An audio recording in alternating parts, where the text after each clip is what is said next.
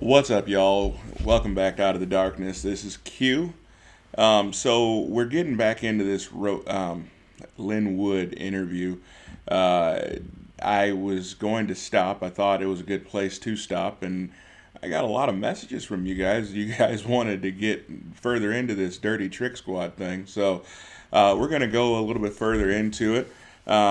So I always have to say this. I want to make sure that you guys know I'm not condemning anyone. I am not convicting anyone. I am not saying that these people are guilty. All I'm doing is giving you the information from the whistleblower. Okay? So this information is coming from a man who has put his life on the line. Okay? So I think it's important for us to give it the amount of attention that it deserves. Okay? So once again, everybody deserves their day in court. Or whatever. They deserve justice. So I will continue reading and let's get into it. So the interview starts off okay. Oh, is it okay? Could you do Borshak? We'll get to Rosati in a minute. Interviewee mumbles. Interviewer, to keep it all straight. Borshak, gotcha. Okay. Borshak divorced his wife at the same time as Rosati. Paid off the house, gave her about 600,000 as part of the settlement, but everything in her name after paying off the house in cash. Bought a large condo on the Potomac for himself. Has a custom van filled with road race bikes that he likes to bicycle. These are like all 10, 12, $15,000 bikes that are custom made for him, his size. They're measured and everything. This is just one of his hobbies. He's got watercraft and cars and all kinds of stuff. Never has a problem finding cash because he's dealing guns and helps people clear up stuff that is out there. He helped buy the firearm for Seth Rich. Interviewer. Okay, very good. So now on Rosati, Joseph Rosati. Interviewee. Uh huh. Interviewer. Let's discuss. I know you've got a little bit more information on him than some of the others. So, interviewee. Rosati's a DA steroid freak. He's like 6'2" or so, a big bodybuilder. He's a violent, nasty, lying person. He always has been. It's not just me saying it. This is other people that he's worked with, other agents that have complained about the same thing. There are dozens of cases where he has added drugs to strings. There's an instance where there's one drug case, there was 15 agents involved, and the only complaints in the case from the people being arrested were about Rosati, and the exact same complaints from the agents. He always had to be the one to swoop. He never did any work. He always was the cowboy, had to be out on his own. He's always the one to swoop in with the big bust. 14 agents would find 30 pounds of marijuana, and he would swoop in all by himself out of nowhere. And, oh, I got a kilo of coke, you know, and make the big bust. And they complained. Agents on numerous cases and in numerous locations would complain about him doing this. He's also been sued many times by people who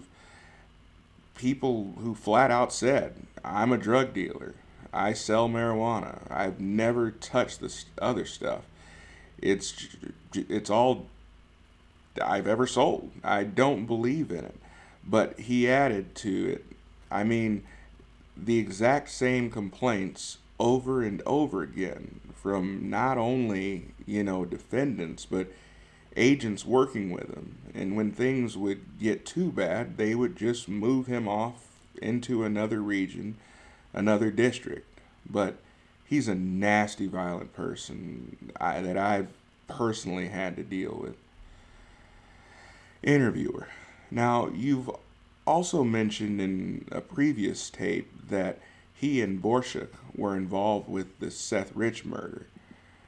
Are there any other murders that you know of or have heard of that he may be associated with? And if so, how were those perpetrated? Interviewee. Borshak was involved. He supplied the firearm and made it disappear after, or he got it destroyed. Rosati was involved with the Seth Rich. He was there. He's the one who picked up the MS-13 people outside the city and brought them in. He got them out of the city. He brought Kevin Doherty with him. Kevin Doherty was kind of a hang-around, wannabe federal agent, sucked up to them continuously, hoping to get an appointment. He's a big wannabe, always had a different story about his background. He's apparently did almost a year in the Marine Corps many, many years ago, but they use him as a kind of a gopher, and he was there that night. Kevin Doherty, actually the one who attempted to kill Jack Berkman. Later on, he was being exposed to in the crime, and he's in prison for that now. So they've been involved with other murders. This is Borshak and Rosati. They're very tight. They would do things where they would, of course, selling guns to gang members later, resulted in murders, deaths, and they would call it fishing. They would sell them off. Sometimes they'd even leave them there. They would come up. It's very easy for them to come up with firearms. They would sell them off, and then Borshak would, trace their serial numbers and see if it was related later on down the road to any shootings or deaths. It was fishing. That's what they called it, fishing. And see if they got one, because to them, it was great. Interviewer. This is similar to the Fast and Furious idea.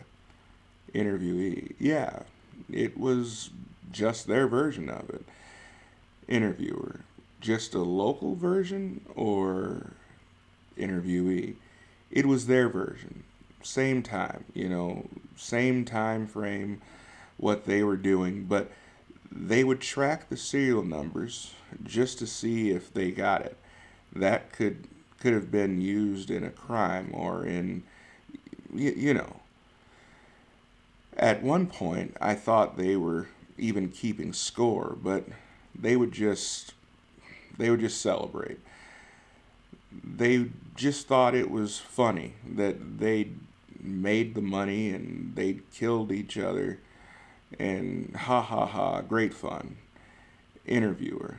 I mean, Richard Rosati has been known to use poisons on people.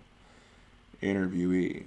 He's been known to help people overdose, give them hot shots, pure drugs, to shoot them, to kill them, to overdose them.